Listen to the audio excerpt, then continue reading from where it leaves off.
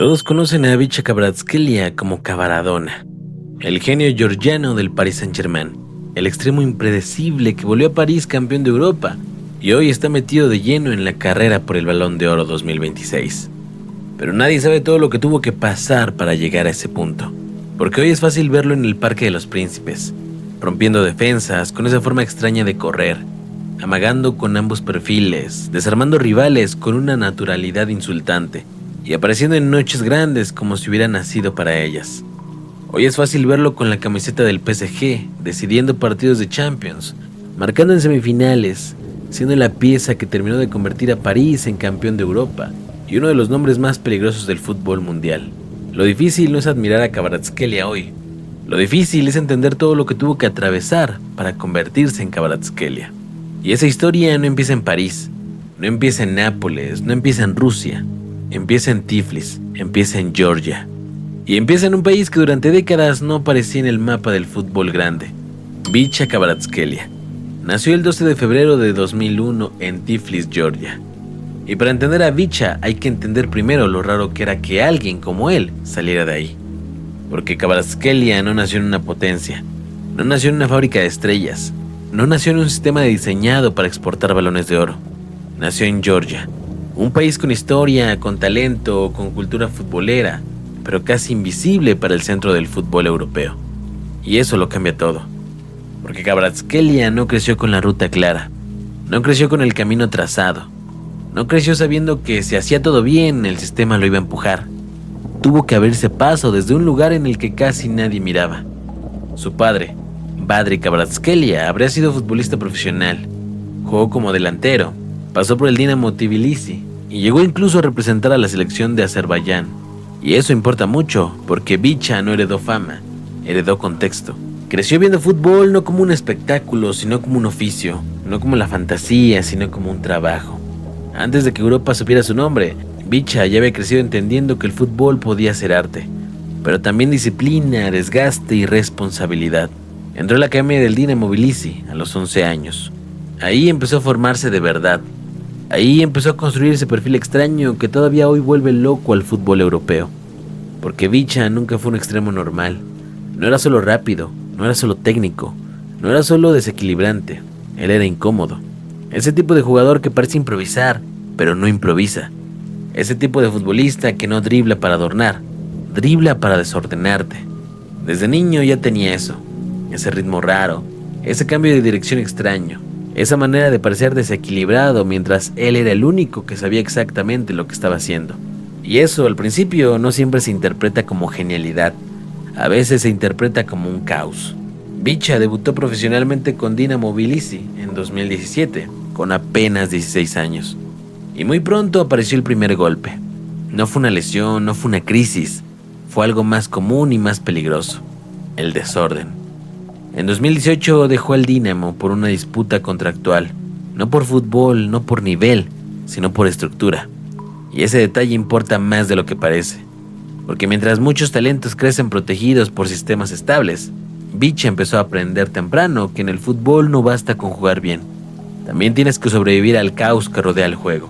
Se fue al Rustaví, un paso raro, incómodo, un poco glamuroso, pero ahí siguió creciendo. Y mientras jugaba en una liga periférica, lejos del foco, empezó a pasar algo curioso. Los clubes grandes comenzaron a enterarse de que en Georgia había un chico distinto. En 2018, The Guardian lo metió entre los 60 mejores jóvenes del mundo. Ese mismo año ya había interés de clubes grandes, incluido el Bayern. Pero no se fue al glamour, no se fue al escaparate perfecto, se fue a Rusia. Y ahí empezó el tramo más incómodo de su carrera. Primero Lokomotiv Moscú, luego Rubin Kazán. No era el camino elegante, no era el camino obvio, pero era el camino que tenía. Y ahí se curtió. En Rusia no se volvió famoso, se volvió duro. Ahí dejó de ser solo talento y ahí aprendió a resistir contacto, presión, marca, ritmo físico, viajes, contextos hostiles. Ahí se hizo futbolista. Con Rubin Kazán empezó a crecer de verdad.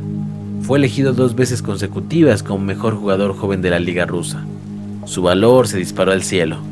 Europa empezó a seguirlo más de cerca. Pero justo cuando estaba por despegar del todo, volvió a llegar otro golpe. Y esta vez no fue futbolístico, fue geopolítico. En 2022, con la invasión a Ucrania, todo cambió. El contexto alrededor del fútbol ruso se volvió tóxico. Bicha rescindió contrato y volvió a Georgia, en medio de tensiones, presión y amenazas. Y ese momento pudo romperle la carrera. Tenía apenas 21 años. Estaba en pleno ascenso y de pronto se quedó sin plataforma. Tuvo que volver a casa. Volvió al Dinamo Batumi, no como retroceso, sino como un refugio. Y ahí hizo algo que cambió todo. Convirtió el caos en impulso. Jugó 11 partidos, metió 8 goles. Fue el mejor jugador del arranque de la temporada en Georgia. Y entonces apareció el Napoli. Y ahí cambió su vida para siempre. Napoli lo fichó en 2022 por una cifra ridícula para lo que terminaría siendo. Alrededor de 11 o 12 millones de euros. Lo que pasó después ya es historia. Llegó a Italia y explotó de inmediato. No necesitó adaptación larga, no necesitó excusas y no necesitó transición. Llegó y desordenó la Serie A. Regate, gol, asistencias, creatividad, frialdad. Un caos controlado. Napoli no fichó un talento, fichó un incendio. Bicha se volvió el rostro del renacimiento del Napoli. En su primera temporada metió 12 goles y 3 asistencias en Serie A. Fue el máximo asistidor del torneo, MVP de la liga y pieza central del primer scudetto del club en 33 años. Y fue ahí donde nació el apodo, Cavaradona. No solo por jugar en Napoli, no solo por la zurda y no solo por el impacto, sino por la sensación que dejaba. Porque había algo en él que recordaba a esos futbolistas que no solo te ganan partidos, sino que te alteran el ánimo. Y ese tipo de jugador no aparece seguido, pero lo más importante no fue el apodo, fue su escala. Bicha dejó de ser una joya exótica y se convirtió en una figura mundial. Y aún así todavía le faltaba el salto definitivo. Ese llegó en 2025. Paris Saint-Germain pagó cerca de 70 millones de euros por él y se lo llevó a París con contrato hasta 2029. Ese movimiento lo cambió todo, porque el PSG no compró solo talento, compró una pieza para completar el rompecabezas. Compró desborde, pausa, desequilibrio real, un jugador capaz de decidir partidos grandes cuando el sistema ya no alcanza. Y eso fue exactamente lo que hizo. Bicha no tardó en volverse central en París, no tardó en volverse decisivo y no tardó en volverse inevitable. Entonces llegó el momento que cambió su narrativa para siempre, la Champions. Bicha no solo fue importante, él fue determinante. Marcó y asistió en rondas clave, pesó en eliminatorias y terminó marcando en la final de la Champions que Paris Saint-Germain ganó 5-0 para conquistar la primera Copa de Europa de su historia. Fue el primer georgiano en marcar en una final europea de clubes y apenas el segundo en ganar la Champions. Y ahí dejó de ser una estrella y se volvió historia. Porque una cosa es ser un gran extremo, otra muy distinta es convertirte en el rostro de la noche más grande en la historia de tu club. Y eso cambia la conversación. Por eso hoy el Balón de Oro ya no suena exagerado para él. Su 2025-2026 lo metió de lleno en esa mesa. Producción en la Ligue 1, impacto en Champions, doblete en semifinales contra el Bayern, 10 goles y 5 asistencias en una sola campaña europea. Eso ya no es estética, eso ya pesa. Y ese siempre fue el gran filtro. Durante años, con Bicha la pregunta nunca fue si tenía talento.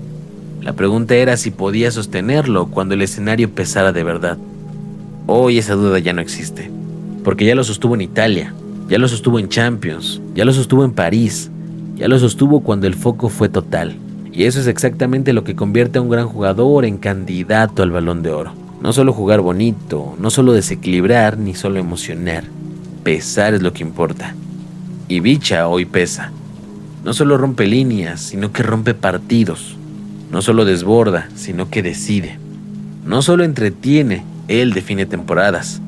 Y eso cambia el tipo de jugador que eres. Bicha Kvaratskhelia no es solo la historia de un extremo georgiano que llegó a la élite. Es la historia de un futbolista salido de una periferia que casi nadie miraba. Criado en un país fuera del centro. Moldeado entre talento, caos, guerra, exilio futbolístico y presión, que convirtió todo eso en una de las carreras más improbables del fútbol moderno. No fue construido por el sistema, fue filtrado por él.